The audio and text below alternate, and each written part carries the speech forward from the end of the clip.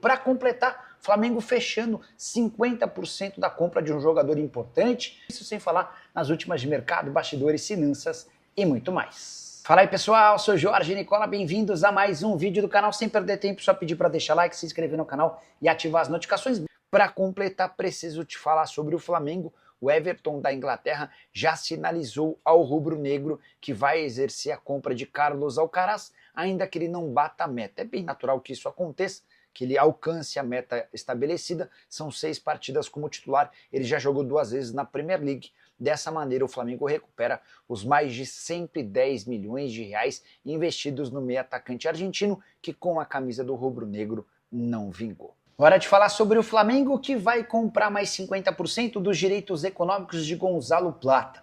O atacante equatoriano bateu a meta prevista em contrato, obrigando o rubro-negro a adquirir metade dos direitos econômicos que ainda pertenciam ao Al Saad do Catar. Só para lembrar e refrescar tua memória, o jogador foi comprado no ano passado por 4 milhões e 100 mil dólares por 50% dos direitos. Havia uma projeção de que se ele disputasse 1.500 minutos pelo Fla, o rubro-negro seria obrigado a comprar os outros 50% por mais 3 milhões e 900 mil dólares. Ou seja, o rubro-negro vai pagar agora cerca de 23 milhões e 300 mil e vai ser dono de 100% dos direitos econômicos do bom atacante. Dá para dizer que a operação foi barata, 8 milhões de dólares, e tem muito clube brasileiro gastando mais por jogadores menos eficientes do que o Gonzalo Plata. Tem também mais um detalhezinho. Se o Flamengo quiser adquirir ou impedir que o Al Saad tenha uma mais-valia que está estabelecida em contrato, aí o rubro-negro precisa desembolsar outro 1 milhão e 300 mil dólares e ainda não há uma posição tomada por José Boto e companhia em relação a isso. Por falar no Boto, contar que nessa quarta-feira ele vai se reunir com representantes do Jorginho. A ideia é tentar acertar, enfim, a assinatura do pré-contrato, já um acordo verbal do rubro-negro com o Jorginho, por um vínculo de 3 anos. Ele se apresenta no Fla assim que seu contrato atual se encerrar com o Arsenal em 30 de junho. Qual que é a ideia do Flamengo? Ele quer colocar no papel esse acordo, para não correr o risco de pintar uma nova proposta e o Jorginho mudar de ideia. O Jorginho tinha adiado essa decisão da assinatura com medo de criar um ruído, um problema para ele dentro do Arsenal. A tendência é que essa reunião de quarta seja definitiva e o Flamengo tenha êxito nesse pré-contrato assinado.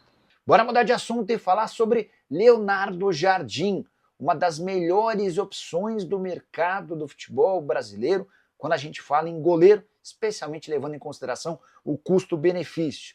Tudo porque o Léo Jardim tem contrato com o Vasco somente até 31 de dezembro, ou seja, ele já pode assinar um pré-contrato com qualquer outro clube do Brasil ou do exterior a partir de 1º de julho, e essa situação tem preocupado bastante dirigentes vascaínos. Já foram pelo menos 3 propostas recusadas pelo staff do Leonardo Jardim para ofertas feitas pelo Vasco para a extensão desse vínculo. A ideia do Cruz Maltino era ampliar o contrato até 2028, permitindo uma renovação automática até 2029 se metas fossem cumpridas no último ano do vínculo. A ideia do Leonardo Jardim é aguardar cenas dos próximos capítulos. Ele quer entender como é que o mercado no Brasil e no exterior vai se manifestar em relação a esse atleta de 29 anos de idade. Também existe especulação de que clubes brasileiros entraram em contato e por isso o Léo teria dificultado a renovação com o Vasco. Por que eu citei ele com o melhor custo-benefício entre os goleiros? Jovem, 29 anos de idade, para um goleiro é uma idade bastante promissora. Enorme capacidade técnica, muito bom debaixo das traves, também sai bem, incontestável à frente do gol do Vasco desde que foi contratado. E ainda chegaria a custo zero, embora no futebol essa ideia do custo zero meio que seja inimaginável, né? Se o cara está livre de qualquer vínculo com o clube, vai exigir uma compensação financeira de luvas. Mas diante desse cenário e com a dificuldade na contratação de goleiros, classifico Leonardo Jardim como a melhor oportunidade de mercado. Embora o Vasco ainda tenha a chance de tentar chegar a um acordo, deve precisar abrir os cofres para transformar o Léo Jardim em um dos mais bem pagos do elenco. Ele vale. Jogador que havia sido comprado do Lille da França em 2023 por 2 milhões de euros. Se perder o Léo Jardim, além de ficar sem um grande goleiro, o Vasco ainda não recupera esse investimento de 2 milhões de euros. Caberia no seu time do coração? Já use o espaço para comentário e registra o que você pensa sobre o assunto, beleza? Vídeo com informações do Flamengo, que teve folga para o elenco nessa segunda-feira de carnaval, mas não teve folga para José Boto, Felipe Luiz e os membros da sua comissão técnica. Já já a gente vai contar o porquê envolvendo esses personagens. E tem também Cruzeiro, depois de tentar a contratação de Luiz Araújo, está tentando a contratação de um dirigente do Flamengo. Que dirigente é esse? Contaremos já já. E tem também renovação de contrato de Arrascaeta. Imprensa uruguaia noticiando mais uma reunião do empresário do atleta com a diretoria do Flamengo. Será que procede? Nós vamos contar também no vídeo de agora. Mas vamos para mais um vídeo aqui. Antes de mais nada, Carnaval, Rio de Janeiro, Sambódromo, Sapucaí, e é óbvio que alguns jogadores do Flamengo marcaram presença, entre eles Arrascaeta, Léo Pereira, Léo Ortiz, Eric Pulgar, Varela, José Boto foi lá também pela primeira vez, inclusive foi no dia do aniversário dele. Parabéns novamente ao José Boto. Ontem, dia 2 de março, fez aniversário, não sei quantos anos ele fez, mas ele foi a Sapucaí. Enfim, é normal, tá, galera? Espero que ninguém critique, pelo amor de Deus, os jogadores estão de folga. Na verdade, estavam de folga ainda, foi de domingo para segunda, ainda tinha folga segunda-feira, vai se reapresentar nessa terça-feira. E por falar em reapresentação, nós vamos trazer aqui agora a programação do Flamengo para essa semana. Domingo e segunda folga, terça se reapresentam 9h30 da manhã, quarta-feira 9h30 da manhã, quinta-feira treino 3h30 da tarde, sexta-feira treino 9h30 da manhã e sábado 5h45 no Maracanã, jogo contra o Vasco da Gama. Hoje, como vocês puderam perceber, folga para o elenco, mas não para José Boto e Felipe Luiz, porque por volta de 10 horas da manhã eles tiveram uma reunião com todos os membros da comissão técnica, inclusive o Alfredo, que é braço direito, digamos assim, do José Boto no dia a dia do Flamengo, também marcou presença nessa reunião. E nessa reunião eles começaram a debater o próximo compromisso, que é contra o Vasco da Gama. Exemplo, quem pode retornar? Qual estratégia vamos utilizar? O Vasco da Gama jogou desse jeito. Enfim, você começa a estudar o seu rival. E é o mesmo rival da última partida, o que facilita um pouco a vida do técnico Felipe Luiz, mas isso não quer dizer que ele não vá trabalhar, muito pelo contrário. Hoje, folga para o elenco, ele estava lá, sendo que ontem ele curtiu o dia aí adoidado com o Diego Ribas. A gente pôde ver alguns perfis nas redes sociais postando a pelada entre eles, o futebol entre eles ali. Enfim, o que importa é que o Felipe Luiz esteve hoje no CT Ninho do Urubu, dando continuidade ao trabalho na preparação para pegar o Vasco da Gama no sábado. E não foram só eles não, tá? Alguns jogadores foram vistos por lá. As pessoas que estavam lá no Ninho do Urubu me relataram que viram Juninho, Alexandro, Michael e Cebolinha.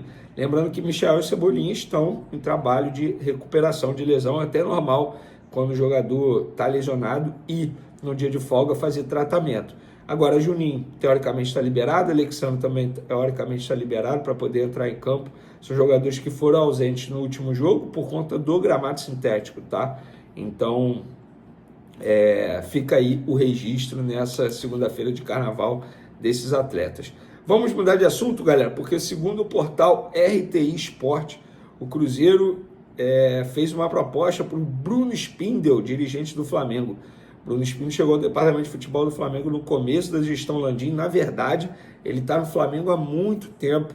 Ele auxiliou o BAP na ocasião, na negociação do contrato com a Adidas lá em 2013, prestou consultoria, depois ele entrou no marketing do Flamengo, e aí ele foi se tornar CEO ainda da gestão Eduardo Bandeira de Mello, e quando o Landim assumiu, ele continuou na diretoria como diretor executivo, um cara que em negociação, eu falo aí que é um dos melhores no futebol brasileiro, sem sombra de dúvida, mas eu acho que não tem cancha para se tornar diretor de futebol.